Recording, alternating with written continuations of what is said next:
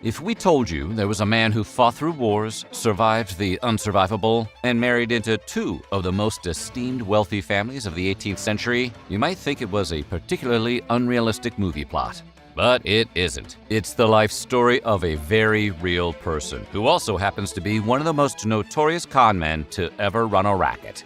Today, we're telling you the story of Gregor MacGregor, the most despicable con man in history. But before we sign away our life savings, be sure to subscribe to the Weird History channel and let us know in the comments below what other historical hustlers you would like to hear about. But for now, no tricks, just history. Gregor MacGregor was born on Christmas Eve in 1786, making Christmas Grift a perfectly reasonable nickname for the future confidence man. Boy, they really should have called him that. It was right there. When he was 16, he joined the British military and was immediately sent to defend Guernsey against a French invasion. Gregor never got to defend, though, because, well, the invasion never came. But Gregor walked away with something even more exciting than a battle victory: a lovely lady. While stationed in Guernsey, a young woman by the name of Maria Bowater caught Gregor's eye. She had everything a simple soldier could want. She was young, beautiful, and filthy, stinking rich. A young soldier could only dream to win the heart of a gorgeous woman born into a rich admiral's family. But MacGregor possessed something most other chumps didn't: a whole lot of charm.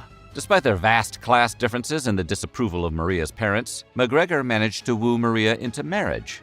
As soon as the rings were exchanged, MacGregor went to work spending his wife's money to purchase himself the rank of captain. And when you're captain, they let you transfer yourself to Gibraltar, where Gregor could live in the lap of luxury, safely away from enemy threats for the next 4 years. In 1810, MacGregor moved back to Scotland to show off his new life, his impressive military career, and his rich and beautiful wife. Basically, he wanted to rub how well he was doing in everyone's faces, like a high school reunion.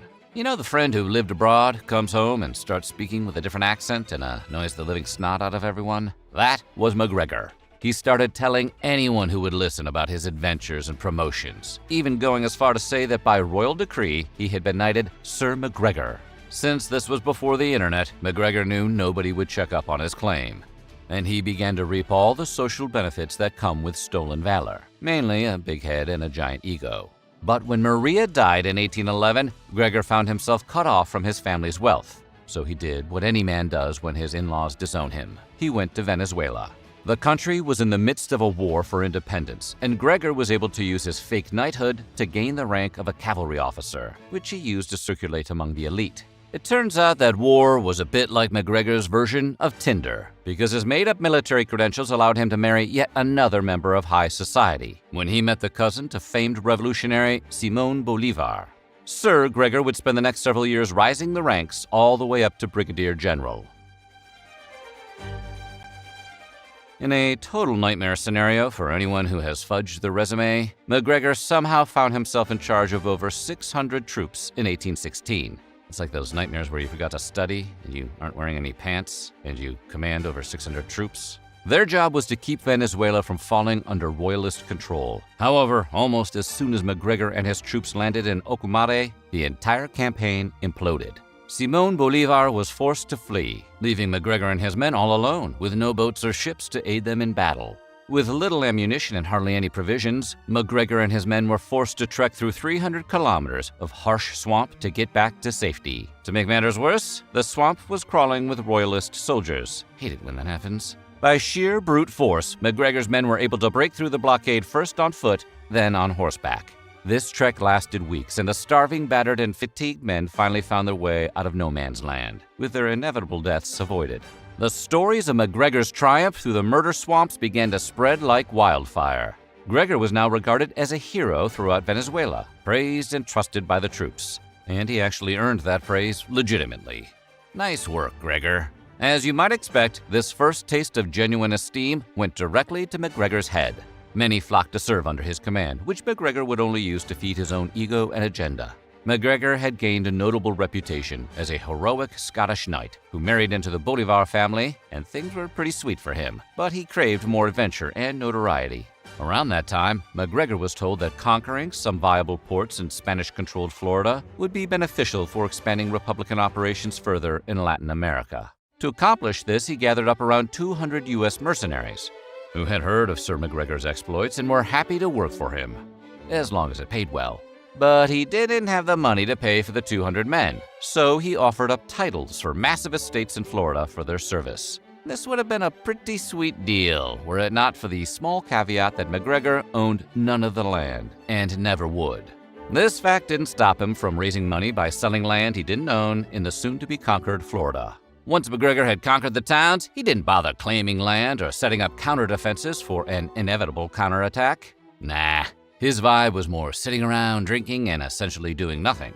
Consequently, out of sheer neglect and utter laziness, MacGregor never paid his mercenaries. The last thing these mercenaries saw as they awoke one fateful day was the back of MacGregor's ship as it sailed away with all the pillaged gold and goods. Classic Gregor. MacGregor's next adventure saw him attempting to take control of Panama in 1818 when he took around 500 men to Portobello.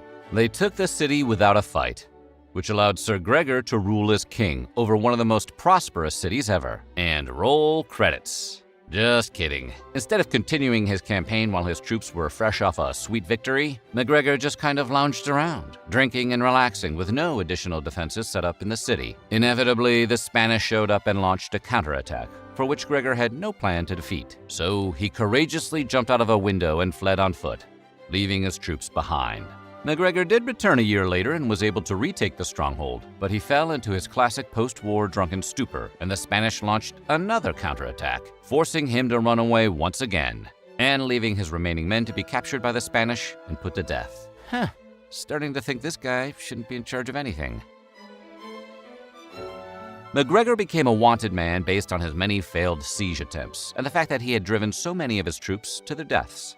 Desperate, alone, and in hiding, MacGregor began traveling along the mosquito-infested Nicaraguan coast. Local tribes descended from enslaved African and Native Americans ran things there, and one of these tribe leaders, King George Frederick Augustus, struck up a natural rapport with MacGregor after a days-long drunken bender, because nothing brings two dudes together like entirely too many beers. Augustus ended up trading 8 million acres of tribal land for MacGregor's rum and jewelry. While the tribesmen doubted a viable use for the land could be found, MacGregor had already thought up his latest grift. MacGregor now found himself the owner of more land than the entire island of Hawaii.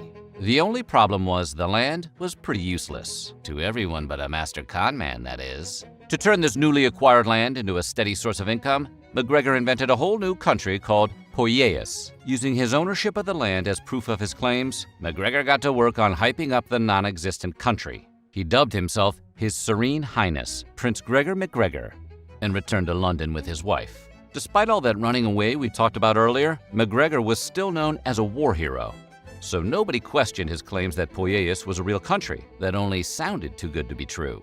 Fake offices were built in London to legitimize the con. He claimed Poyais had rivers of gold and the soil was fertile enough for 3 harvests a year. After concocting a bogus settler's guidebook and taking out ads in local papers, MacGregor was able to successfully bilk over 500 investors. Man, where did he put in that guidebook? MacGregor's biggest con was a runaway success for him. He managed to convince several hundred settlers to purchase land in his make-believe country. Instead of being greeted by the beautiful utopia MacGregor had promised, the settlers were greeted with harsh jungles and desolate swamps. MacGregor had been so convincing with his con that the settlers believed that they had made a wrong turn and were searching for Poyais in the wrong place. They sailed up and down the Mosquito Coast hoping to find their paradise. What they found instead was more mosquitoes. After being forced to settle amongst the swarms of blood-sucking bugs, more than 200 settlers, including families and children, succumbed to malaria and yellow fever, which is just the cost of doing business for a guy like MacGregor. Some fortunate souls were rescued by passing ships, and although they shared horror stories about MacGregor's indefensible grift, those stories fell upon deaf ears, and the Poyais con continued unabated. Eventually, word of the Poyais scheme began to spread so much that naval ships started to intercept potential settlers to save them the hassle. As word of his grift continued to spread, people became more and more aware of MacGregor's egregious lies. But recognition of the scheme was not enough to stop it. MacGregor did such a good job at swindling investors that the con lasted from 1822 until 1837, just a shade over 15 years, before people wised up. And even though the jig was up, we'll probably never know just how many lives were affected by MacGregor's lies, or how many people he doomed to an untimely demise on the Mosquito Coast. MacGregor was able to use the money he obtained scamming the British to move to France and start the same con all over again with a new audience. Luckily, French authorities caught on to the con much faster than anyone else, and MacGregor was finally arrested. In a stunning display of justice not being served, MacGregor made a compelling case of blaming his French collaborators and wound up only serving 6 months in a French prison. Merde. Despite his many crimes, both against the crown and humanity, MacGregor was acquitted for his wrongdoings. The rest of his life was unjustly quiet. After his wife passed away, MacGregor moved back to Venezuela, where he was given his general's pension and lived peacefully until he shuffled off to the Great Khan in the sky in 1845 at age 58. So, remember, crime doesn't pay, except in this specific instance where it makes you a legend.